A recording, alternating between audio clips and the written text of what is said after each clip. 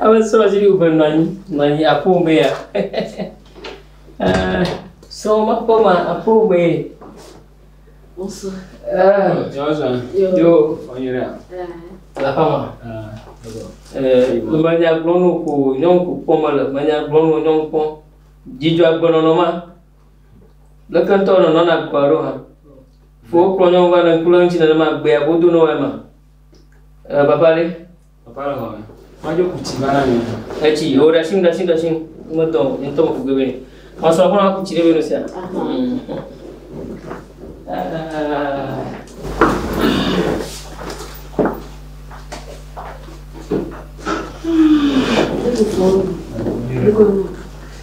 Ya, me somenu.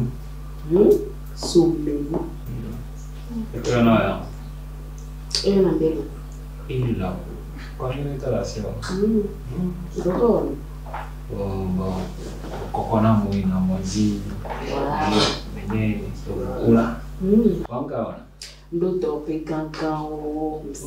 Do fiose kankan. Ito yenya deba. Bon fulama. Yo. Ndiko be kuna moi na mozi. Ndo ajori chaneli. Oh, dono.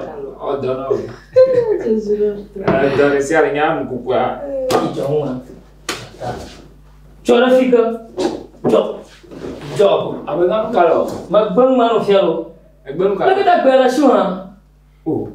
Fina como plania na. Beleke. Oh. Ngere jobejo. Ile kasemie. Oh, aga fon bodinho bona. Devia gbama ko. Ah, kenyama. Anya fona kupuna mama yo bwana cha mama na nya. Okay. Baba munole na kumpuna na mama nwanyi.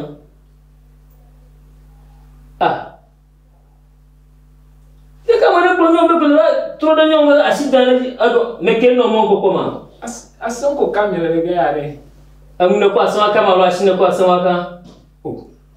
Bijoni ile kasem ko la nke. Nchita. Jala musi. Macam ga. Paper yang lagi online. Tari vino. Echema kuvuba manungo ari vino. Data wa vino ejijo alo. Ejijo. Pana mmirealo. Bolo nyama doti ba bome. Oh fine. Nei ne bwana. Kwa kio jilo. Kwa tekpe mlema lo. Ona nya shikere mama bwana kwa tekpe mlema lo.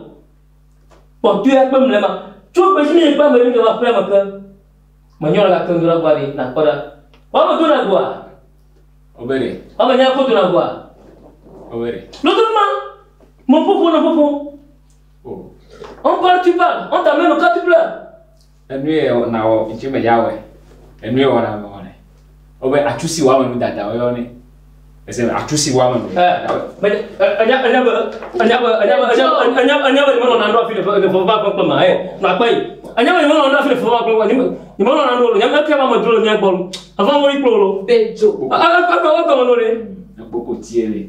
Apo puna na ba kochima. Oh. Nga jojo ha. Oh, bejo ko le ndo wala. Lo ojo nya da. Laki nya. Papa, na mano ma pona na nga. Apa makine. Dashi no fiwa nchi manyasema. Dashi no fiwa nchi. Na to mo ngalo. Ipamera. Nge fudeno. Nge jo. Po ngomola. Papa po ngomola da. Bo jidila nke jo. Egbonya na me. Ni ne jo gbo ya ngu. Emia ekpolo. Nke jo. Ekpolo yon. Papa nya to baba ko mo fia. Ngono. Leka mwa zo mi. Ople benefia ople dadalia. Dadabi jo tugbeje. Ago mane. Hola. Papa hola, tonto papa. Anya de viole na gara, ona ya sigana na jila. Mama ko tina ko Ekpolo tugbeje nyapo ya ba. Mara ka fina mo. Mara ka ye bla ba. Oh, ba jo no anyi po e alo. Oh, mama glonia. Nonyi. Bobo. Leka mwa zo. Me la creame. C'est un passé à vous. Yo ko tugbeje vi nyapo ya ba. Yo va no ile ga. Après non wezo Tu vois pas. Bon na ile ga mi. Makuti vana fofonye yo va no makuti vana lo. Akutide. Mai makuti bo mama na ito ya vani. Nkata. Bene to mama kutinyale. Ye lo wa ye no. Nto kutinyale. No vi wa na wunya ngbola. Baju le ke de nyinya wa. Le ke nya gbo wa kepo. Le ke bo ma one. Le ke bo ma one. Blonya ma se. Ya yo ichia ku fe. Ko dada. Ye to be aba kutia. To be aba kutia. Ko le dada bia ba no gbonyi. Yimile ya omede e bia bo nka mo na e do e je on e bi ya nka yo. Bon pour la gamme e ba te ba. Aseke de mo. Aseke de mo. Ma me kuchi ma ba. Aseke de mo ye. Akpo no wa da lo pigo. La fo ya mo. No mi to ko. Aseke de mo. Ajo merci. Merci. Ma ka vi wa ya. Adebayo ve vimi.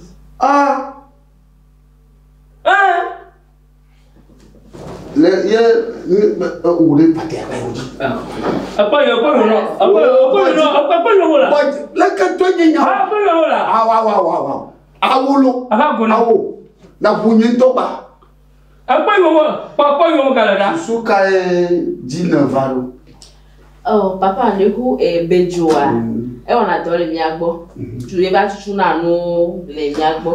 Kwa le ke be ona to a e nya baba jesi ame a fi ke be so. E to gona bo be ku la no ko me la kronva le ma ba do bueno. Nti mi varo. Ke mva. Tidi. No. Amo kala ko. Beso, ngima. Aba ko no. Aba tu ko no bia. Beso. Aya mo ko. Wala si me popo le ko wa si ba do sia. Mo ko. Mo vi ogo wa se. Mo ko. Vanwani. Beso, le nyegliga ko libo. Le nyegliga ko libo. Non blo ya na mase. Oh, e mi va impo. No ja gente rumbo. De que ma nya to ti te va na ere gbo. Fika ba no ero gba.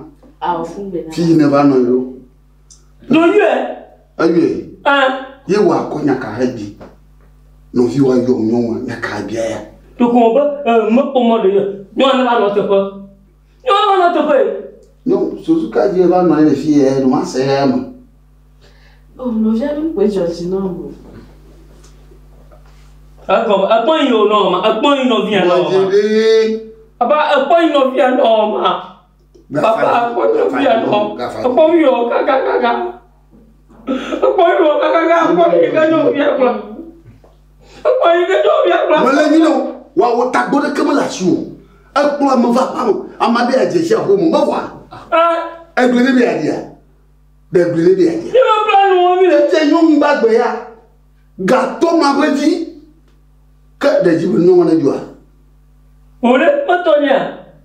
Papa, ye to ko susu ore ta me. Awo susu afo mo egbele. Oh, Daji ma nya. Ama ba me bo bezo balenyiru. Oh, no vinya wo yo la. Tete. Ka dia no sa ma ke ma ka re ko la. No vinya wo yo la no ma. Ka ba mejo yi no. Bezo mo malenyiru.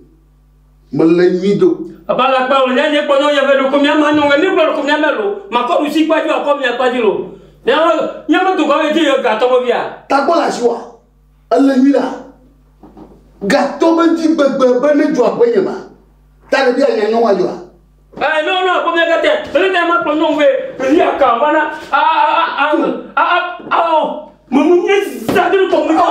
Bezo lava wu. Yo ye ko. Noni. Tagbo la siwore.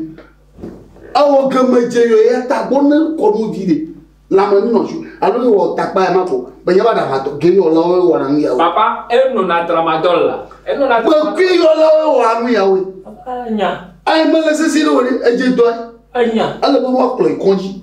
Wa to klo bo da da ma to do. Na mo fuma.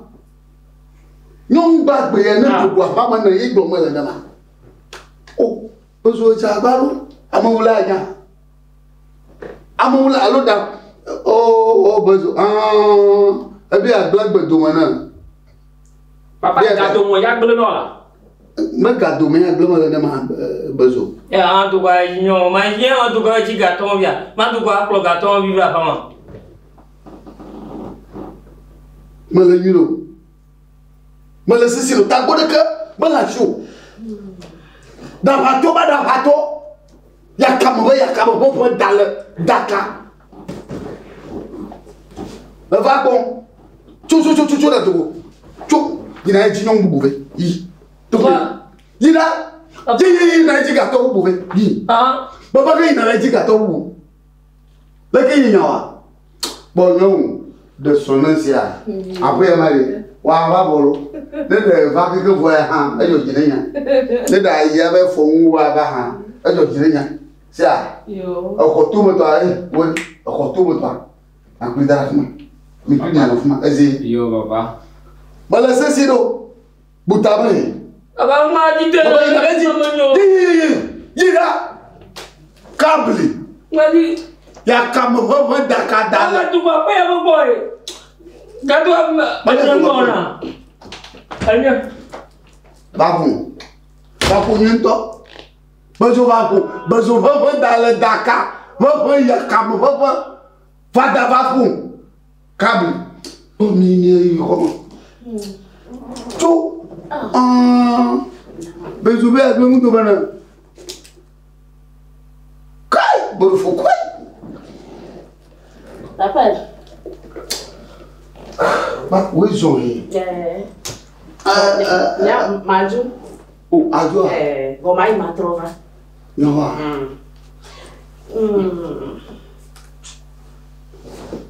Papa, on a sorti. Oh, Majesty. Tu j'ai gardé. C'est bon, les sorties ici. Même Bafani sorti. À quoi vous venez? Après. Wa no baba, no baba. Ne pose kufa. Ne pose kufa. C'est à. Après va tomber. Ne laissez kufa. Awo pelo da.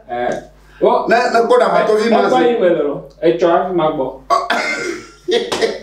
Na ko da bato vi bato apare kare. Oh, ya ba ya to bere wa jije o. Oh! Tasi kubo ko papa ko na jechi. Ti je gade de ko ya gbegbe. Oh! Abajo dal agbe ka to bona enka pa ma chende kalaga lo de mo ko ga trafi wa ma do popo ma abo bo chu bajo le mira ma no be mo bo wa